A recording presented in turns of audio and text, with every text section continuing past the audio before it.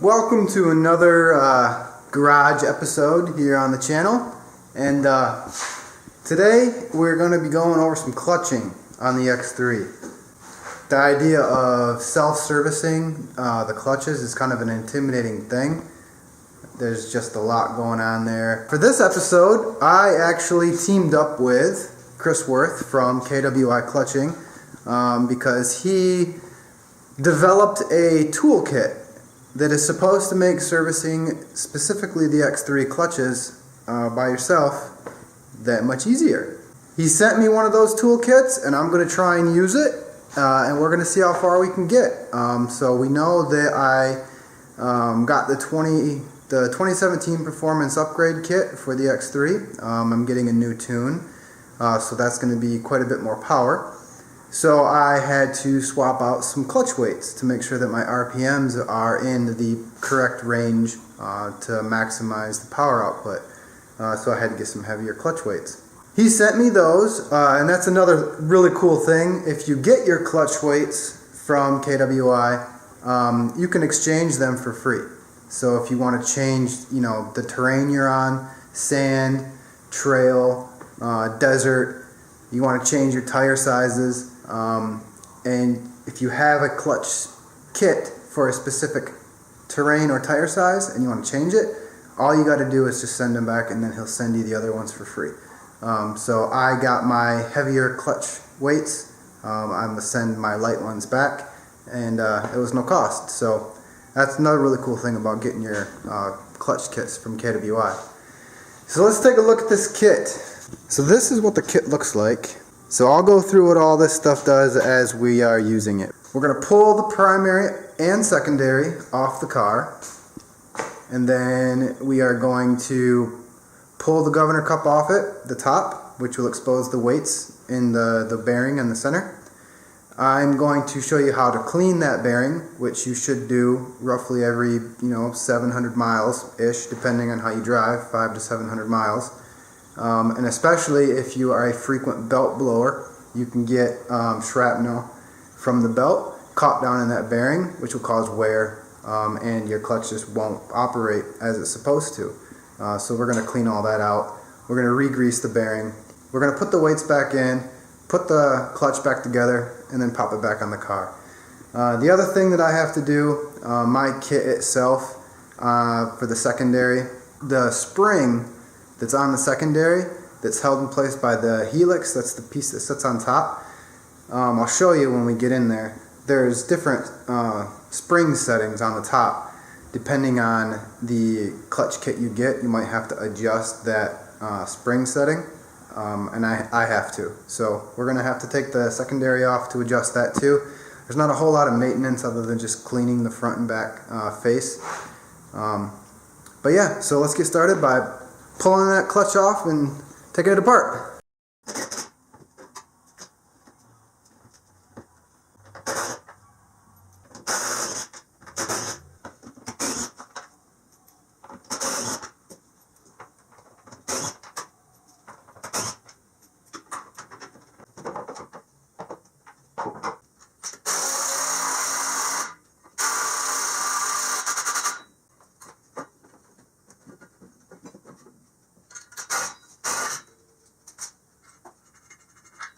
So the first thing that we're going to do with his toolkit, now that we have the belt off, you need some sort of a holding tool to keep these clutches from spinning but when you're wrenching on them, either torquing them down or loosening them up. And usually, I don't know if you saw in the other video that I had done where I was first installing these, I had, it looked kind of like a figure 8. It was long and it had 2 holes at the end. And I used that tool to fix the 2 clutches together to stop them from rotating. Well, that tool by itself you have to get directly from BRP, and it's almost $200, which is nuts just for the single tool. And then you got another $100 into the clutch puller, and by that time you've already got this much money spent. So with this, you can actually do something very similar. So the big gold bolt that comes with the kit and this disc, you'll see this hole on the end. This threads in here like that. And then you got all these small holes here that line up with the holes on the governor cup on the primary. And then there's those tiny little, the smaller black bolts that come with it. You thread those through onto the primary itself. They don't have to be super tight, but in such a way where this is sticking out, and then you can take like a breaker bar, wedge it through so it can't move, and then you put this in such a way where that bolt hits it like this, and there you go. You've got your clutch holder. So I'm going to go ahead and do that real quick.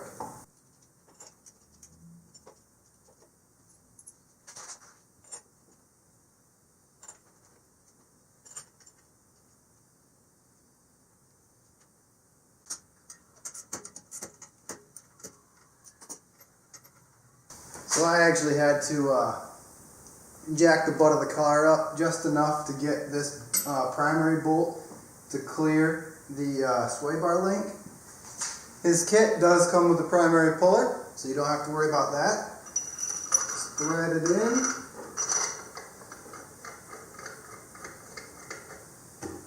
You want to be really careful. This is probably one of the most tricky parts. You got to pay attention to it. We're threading this right up against the crankshaft in the center of the engine, so you want to be careful with it. Meaning, don't hit it with a high power impact or anything like that, because that's bad news. You don't want to do that. It could damage the crank. So you'll know when this comes off. If you've seen the other video, it's a nice pop. So try not to be too shocked by it. Try to be ready for it. Careful with it.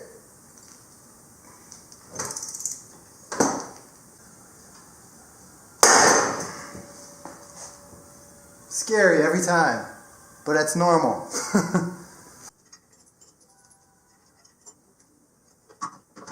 So to get the clutch out, I'm going to pull it up through here. I had to take the airbox filter out, which reminds me, that should be the next video, is how to clean one of these, because that's disgusting and we are going to need to clean that up before we drive it again.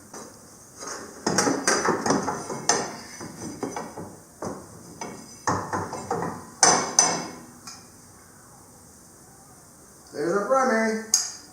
Let's get to work on it. Alright, so once we got the primary on the bench, we want to separate these two halves, which will release the governor cup right here, which will allow us to get in there and clean the bearing, as well as change the weight. So the first thing you want to do in the kit is grab this bolt. You want to thread it down into the primary. You only need to maybe turn it 10, 15 times, just a couple. And then you want to put some grease on the top, because the way we're going to be doing it is this is going to come down through the cup and it's going to be screwing into the top of this bolt. Now we don't want this bolt to turn this bolt and push it in.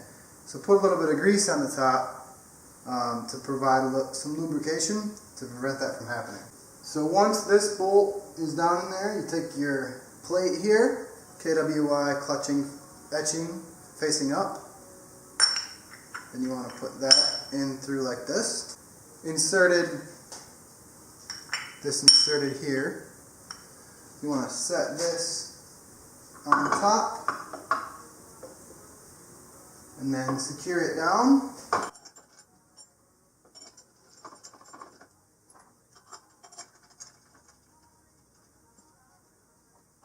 And then this bolt, this big gold one, put a little bit of grease along the threads here before we thread it through there, because it will help this thread just a lot easier, as well as preventing wear on the inside of the threads of this cup.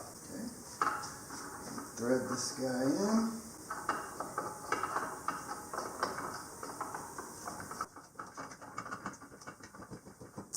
So we're going to tighten this bolt down so it's pushing on the one in there. It should cause the two halves to pop and release. And as soon as that happens, stop tightening we're all done with that.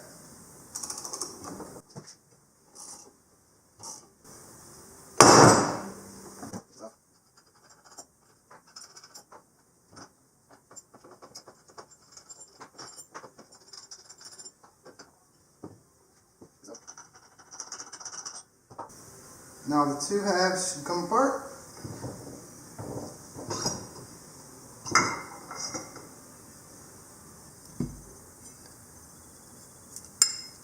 So this piece in the middle is the bearing.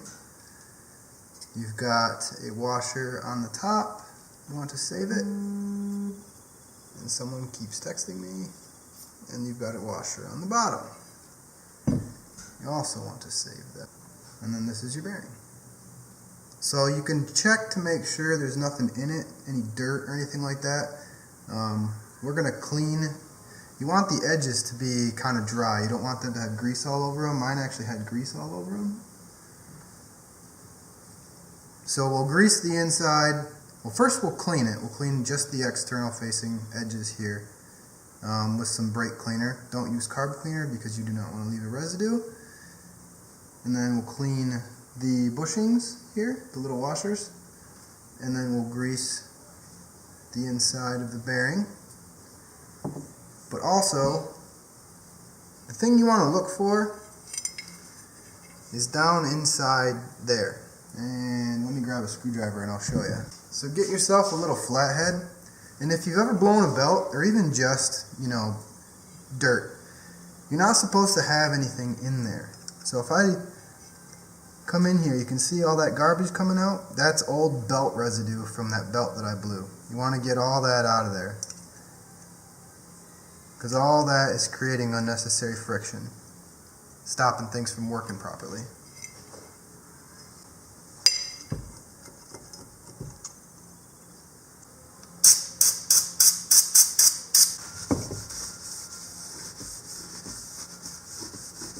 That's all belt residue and dirt. Nice and clean now. So before we get on to changing the weights, we're going to make sure that this is all clean. So, like I was saying, the outer edges to be clean and grease-free and dry.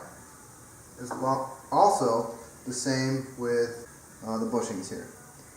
And also with the bushings, you want to make sure that there's no big grooves in them from having stuff down in there. If you've got big grooves down in there, or any divots or cuts, you're going to want to replace these. So clean them up real good, and then see how they look when you're done.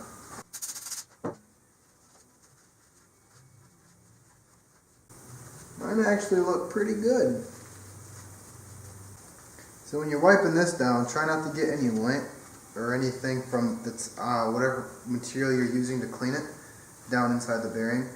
There's just a little rubber washer, face exposed here. That's what we're cleaning. We're not actually getting in there and wiping up the bearing itself. We just want to clean that little rubber gasket on the outside.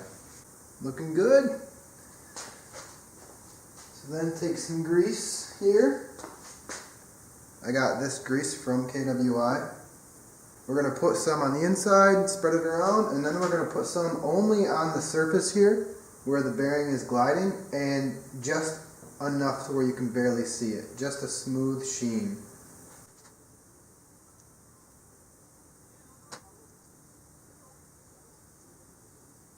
This surface right here, the bearing, like I said, this is a friction surface, so you want to make sure that there's not anything on it that's going to get in the way of that bearing doing its job. Nice, smooth, easy finish.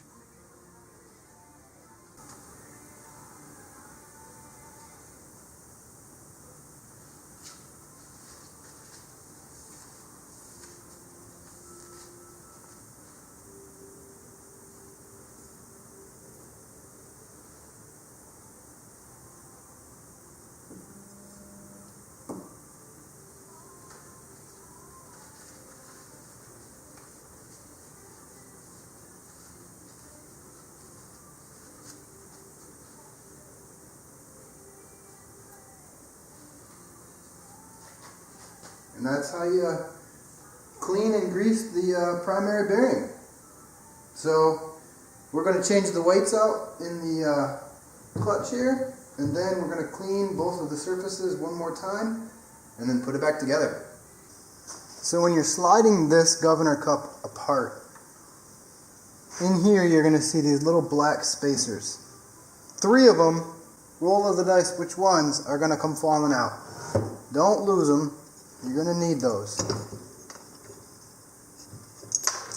There's one. There's 2. Which means the 3rd one is stuck in my hand. And you can look in there and you can see there used to be a gasket in there, a little rubber seal. See how that one is? Let's grab a flathead screwdriver real quick. That's obviously pretty chewed up. So I'm going to need to get some new ones when I put this back together. But for the purposes of this video, yep, they're all pretty much gone, chewed to pieces. For the purposes of this video, we are going to continue. You're going to want to do this for maintenance anyways, because these little roller guys here, they wear very quickly. So if you check one and one face looks worn out, you can rotate it to a new face, and that will just help the clutch glide better on the weights. So we're going to want to blow all this out. I'm going to use some compressed air, and I'm going to completely blow all this out. It's completely full of dirt. And when things are full of dirt, I mean, you can look in here and just see all this dirt. Look at, I don't know if the camera's picking that up, but all that's going to make the clutch work like garbage. So yes, it is a very, very good idea to get in here and clean this up. So, pardon the noise.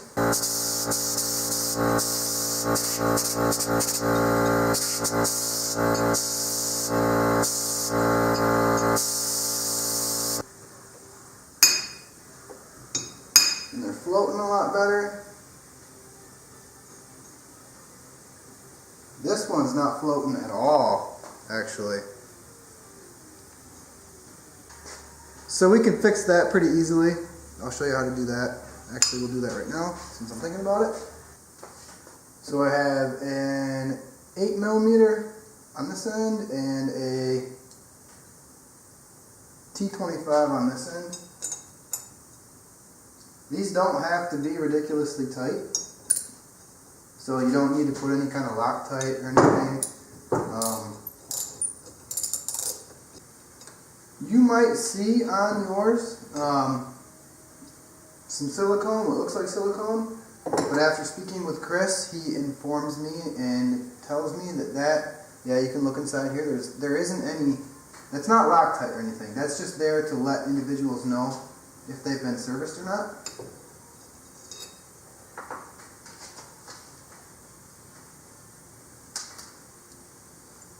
So what you want to look for? Oh, it looks not bad. A little out of center. So there's a bushing in there. If the bushing is not completely centered, then you can cause a hang up. And actually it's hanging out this side just a little bit more. So you can slide it with your fingers to try and get it back in the middle. Make sure it's clean. So when you put them back on, there you go. You shouldn't have any bit hanging off either side. It should be flat. So when you order a kit from KWI, you're going to get this little diagram. So this was the first kit that I got. Basically it tells you part number. Mine, first one was custom. The tune and the altitude. The clutches, so I had the float, the tire size, what terrain it's for, what weights it has, you know, all that stuff there. So mine was custom. I wanted it for the sand. So he replaced all 6 of my weights with 6 KWI weights. So all of my original weights, your weights, will probably look like this. So what we're going to do now, this is the new kit that I got. So on this one, we are on the top, stage 4 plus 2017. That's because I have the performance upgrade kit on it. I'm sticking with my 30-inch tires. I'm switching to trail because I rode a lot more of that this year. So the weights required are 2 Gen 2s, which he sent here. So I'm going to put these in. 2 KWIs, so 2 of them that are already in it, plus 2 stock. So I'll get 2 of the stock ones back out, and we put those in. So then I will send 2 of the KWI weights back to him and to replace these ones. So that's how they work. And then he gives you a little diagram of how they should be laid out. You got to make sure they're obviously in the right spot for balancing reasons, otherwise it's just not going to work properly. So we're going to get these swapped out. Alright, so first we will put back in the 2 stock weights. I'm going to wipe them down a little bit with some degreaser.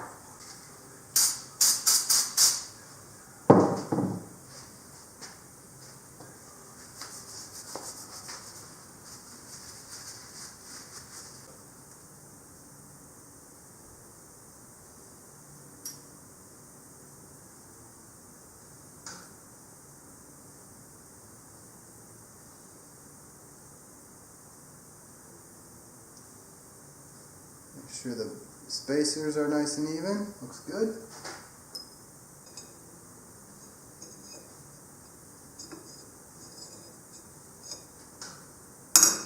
Now remember, you do not need to strong arm these tight. Just get them nice and snug. They don't come loose. You don't need any Loctite on them. This is coming from the man himself. So do not over tighten them because they won't work properly.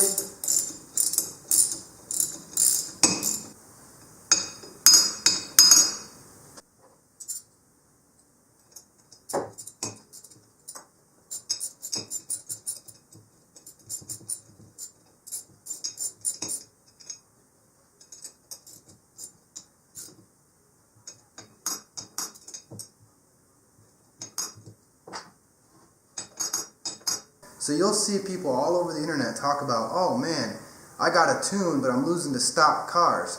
Well, get your clutching right, and I assure you that you will not lose to a stock car. So now that I have all those cleaned and all my weights are in there and they're just moving real nice and free, I'm ready to put this back together. But first I want to show you one other functionality of the KWI Clutching Tool Set that I particularly don't have to do today. Inside this housing here is a spring, the primary spring in there. Some clutch kits will come with a new spring. Depending on the tuning options you're going with, you might need to replace that spring. And this toolkit will allow you to do that.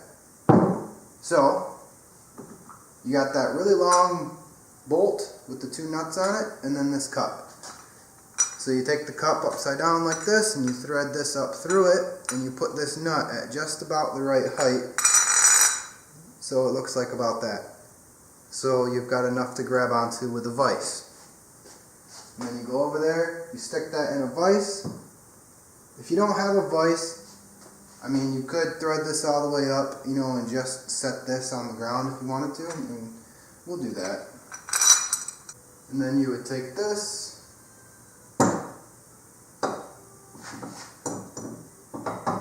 bring it right there, and then you've got these 2 washers here. So you take this washer there and this washer here, take the other nut and screw it all the way down there, and all this is going to do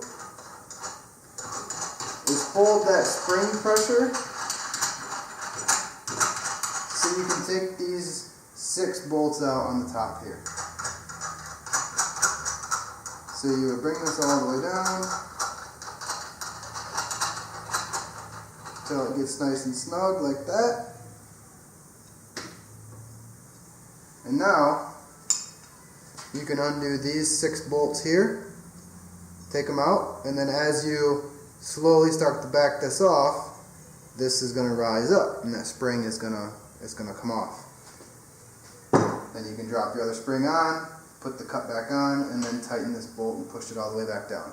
So if you needed to, you could replace that spring, but I don't have to do it.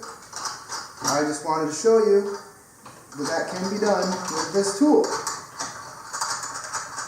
So I'm going to start putting this back together now.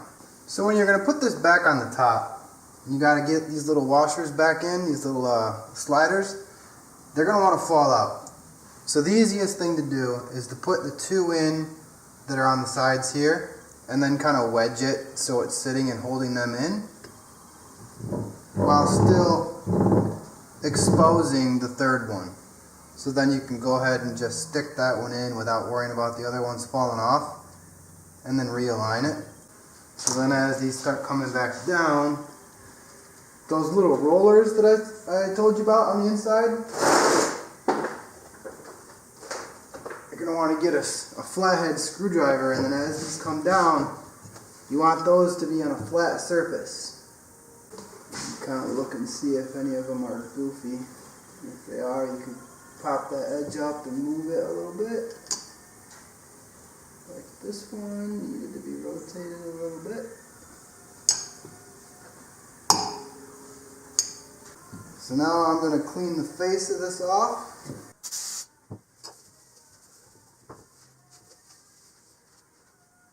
And one thing you can do is take a Scotch-Brite pad, one of the non-scratch ones that are just for scouring.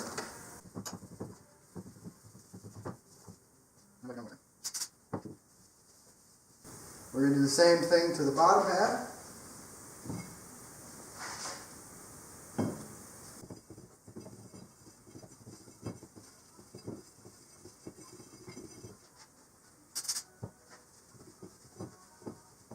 Nice and clean and ready to go.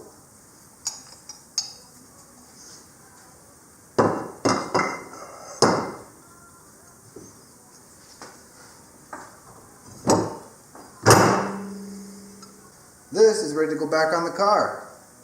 So the process of actually torquing that bolt down will reseat this back down, so there's nothing you really have to do about that. So to do that, we're going to go put this tool back on the top. Alright, now we're ready to go stick this back on the car.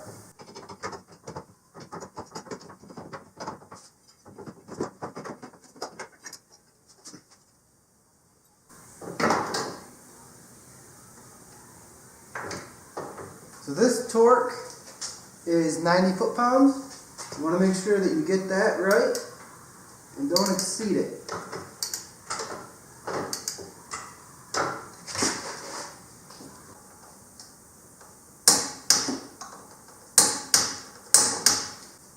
We have just successfully done maintenance on the primary clutch and replaced the weights.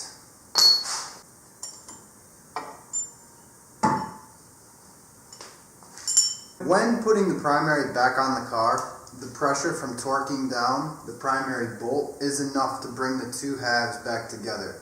But it's a good idea that you go out and ride it for a little bit, not super hard.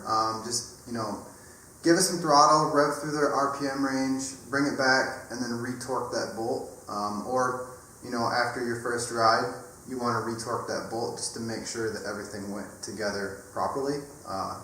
So yeah, don't forget to do that. Honestly, using those tools, it was not as much of a daunting task as I was expecting it to be. So what do we got to do with the secondary? His kits, depending on the power you're using, you may not have to do this.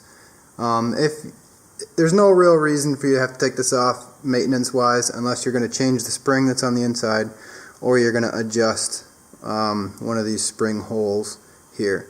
And my tune requires me to move this to here.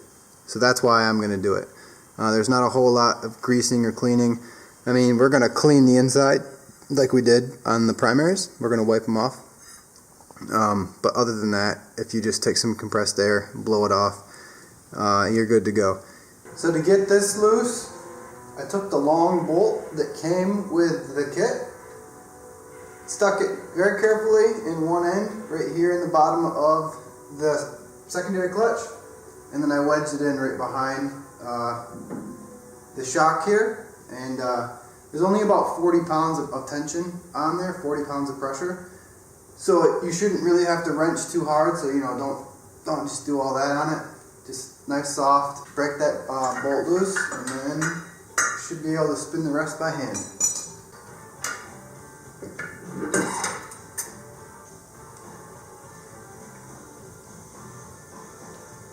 And I have the KWI secondary float mod, so I'm going to have a spring.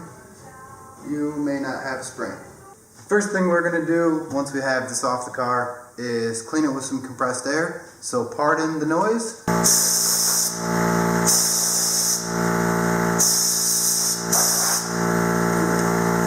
So aside from cleaning it, which would be probably the main reason you're going to want to get this thing off your car, is that for my tune or your tune on your clutches, depending on what you're working with, you've got a spring holder here.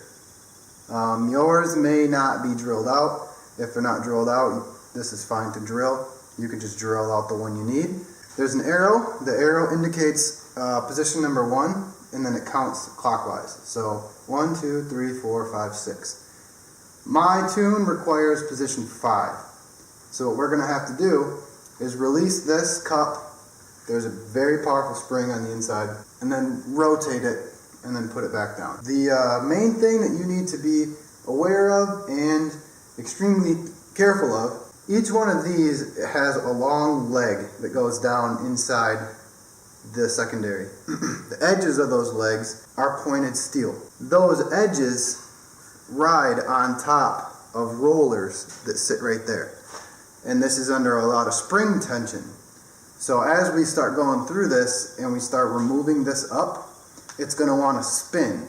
It's very important to not let it just fly off like that, because the edge of this cup here down there with the pointy part on it, you don't want it to slam into that roller because you could damage the roller. As this thing comes up, once it comes up a little bit, we're going to stick a rod through there and then hold it to stop it from spinning off, and then once it comes up far enough, then we can just slowly let it come off and it'll be fine. The components we're going to need to accomplish this from the toolkit is the cup, the long bolt that has the 2 nuts on it, and then the large washer. We're going to thread the bolt up here and then set this like that, just enough so that this is sticking out. And then we're going to grab it with our vise. You're going to want something to hold this because we're going to be putting a lot of pressure on this spring. So if you don't have a vise, you might want to invest in one. Or if you're feeling confident, you got some strong friends that can hold this thing for you, I recommend a vise, and I'm sure Chris would too. But I guess you can do what you need. And this large washer will fit right in the center here. And that is to hold this in place. So we put that in there, flip this upside down, make sure that it's right in the middle like that, then take the smaller washer with the other nut. So once we got this all secured, you can take a T50, loosen up the 3 bolts that are on the bottom here, take those out. So these things are on super tight, and if you're like me, I don't have any impacts. So in order to crack them loose, I stuck a 13mm on one of the ones I wasn't working on, and I put it like I was going to tighten it. And that gave me enough leverage to pull these 2 together, which allowed me to crack that bolt open and then hold this in place so it's not spinning while I'm taking this bolt out. And that idea worked fantastic until the final one, of which I just had to muscle. So unfortunately, if you get to that point, hopefully hopefully you got some guns on you. 'Cause you gotta hold this. I don't recommend wedging anything on any of the fins because those fins are functional and you don't want to break them. But we're loose. So pull these out. This bolt is going to hold the spring from flying off. So to better show what we're working with. So these are those rollers that you don't want these legs to slam into. So as you're backing this off, this is going to slowly raise. See how it's very slowly coming up? You can look in there and you can see how much further it has left before it gets down by these rollers. And you want to obviously stop it from hitting those rollers. So you need something that's strong, about 1/4 inch. So this is an extension. And then this is a handle from my jack over there. It has a hollow end, which will allow me to get some more leverage on this. So you'll take this. Once it gets up a little higher like this, you can see through it. You put this through, so you're on this leg here, and you're on this leg here. You're not putting any tension or force on the rod in the middle. Just so you can get an idea of how much spring force that we're talking about here. So you'll see the Helix move away from the rollers. I mean, I've got to brace myself when I'm pulling this. That is one hell of a spring. So the trick is you've got to hold it away from the rollers and back it off at the same time. And you do this until the arms have cleared the rollers. So if you've got a buddy, someone that owes you a beer, call them up and have them hold this or hold something while you're cranking on it. But my goal is to show that above any odds, this can be done with one man. And when I clear the rollers, slowly let the spring tension unwind. And ta-da!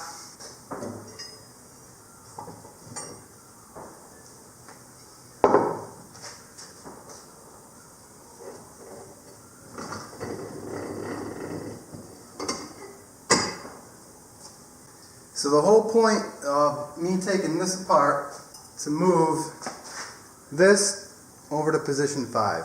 So we go counterclockwise. 1, 2, 3, 4, 5. So now we have 1, 2, 3, 4, 5. So before we start putting it back together, now that I got it apart, I'm going to clean the faces the same way I did on the primary.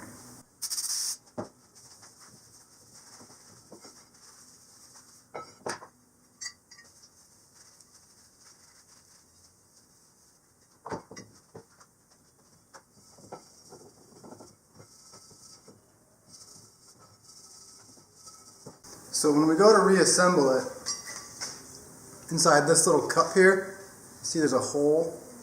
That same hole is on the other half of the clutch. Line those up, and that's where this side of the spring is going to go.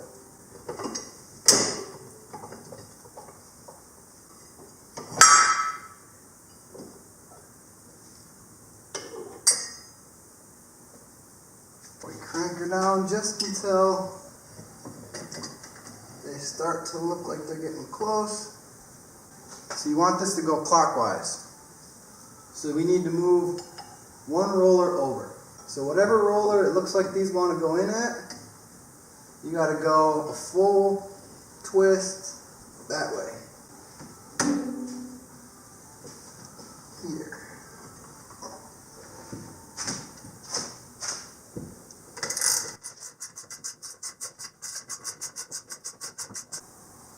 Crank her down. You want to get them all the way down to where the roller is sitting right in the little divot here.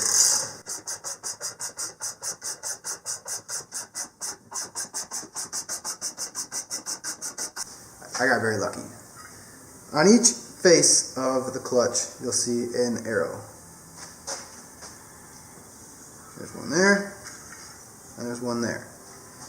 They want to be lined up for balancing purposes, because otherwise this thing could get wobbly. Just so happened that when I put the second half of the clutch back on, I was lined right up there, Providence. So I'm really happy I don't have to take this back apart. But yes, so I'm hoping that you're giving this video a walkthrough before you're doing it, and make sure that them are lined up for balance. Okay, you want to put some red Loctite on these, because you don't want these coming loose.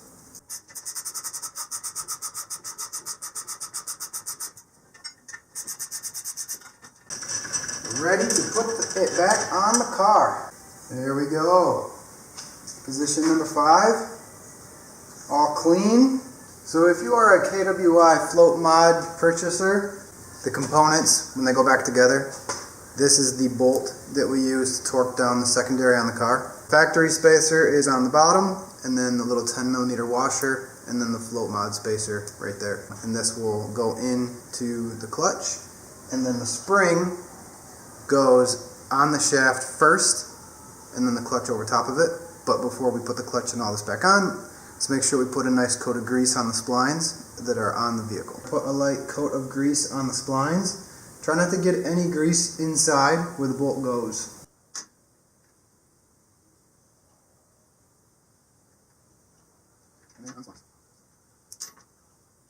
Now the spring. So you need to be patient when putting this clutch back on, because the splines, they've got to be lined up perfectly before they'll go on all the way. So just be patient, feel it around, don't jam it and start smashing it around. It'll go on. There. Now, take this, put a light coat of grease along the spacer here.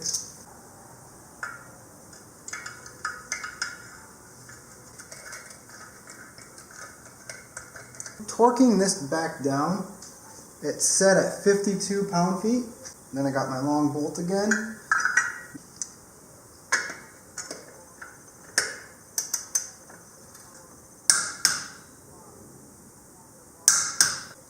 Secondary's back on.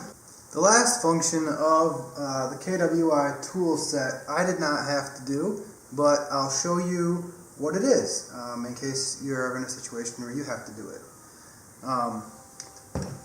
The plate here, KWI on the top, these 3 long black bolts here, and then the cup up like this with the bolt and the long screw going through it. This will sit on top of this plate in the little recess, looking like that. You will take the primary bolt out of the car. You don't have to take the clutch off. There are little raised pieces of metal. You'll set this against those, and then you'll tighten this bolt into the center of the primary so it holds it there. You only need to turn it about 15 times once it's in there, and then this will be locked on. Now, once you start turning this nut here and pushing this in like that, you're going to force the primary to shift. If you're ever in the situation where you need to check full shift out on the primary, that's how you do it. Huge, huge, huge thanks to Chris Worth from KWI Clutching for helping me with this, showing me how to use that tool set. It does come with instructions, but I know sometimes seeing it done on video helps people get more comfortable with how to actually use the tools. I'm going to put the link down below to his website, also his contact information, the links to the tools themselves, so feel free to head over to his website, check that stuff out. The other thing to remember is if you do get your clutch weights from him, if you ever wanted to change tire sizes, or change the terrain you're on, or just change the weights themselves. All you need to do is return the weights, and then he will send you the correct ones, and there's no cost associated with it. So yeah, if you've got any questions specific to the tool set or KWI, I encourage you to contact him at the information below, or if you have any questions for me about how I felt using the tools, feel free to comment below. I thank you guys for stopping by, and I look forward to seeing you again.